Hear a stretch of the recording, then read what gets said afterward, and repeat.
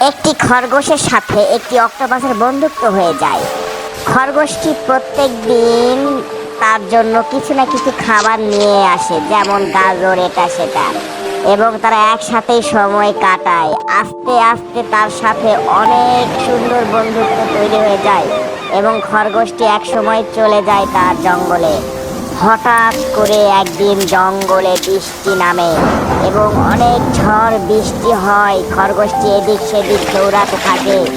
আস্তে আস্তে খরগোশটি পানিতে ডুবতে শুরু করে, পানিতে ভরে যায় চারপাশে। এই সময় সে চিৎকার শুরু করে, বাঁচাও বাঁচাও বলে। তার শব্দ শুনতে পেয়ে অক্টোপাসটি চলে আসে এবং তাকে উদ্ধার করে। আসলেই সবার সাথে বন্ধুত্ব করা উচিত এবং ভালো সম্পর্ক করা উচিত। ধন্যবাদ।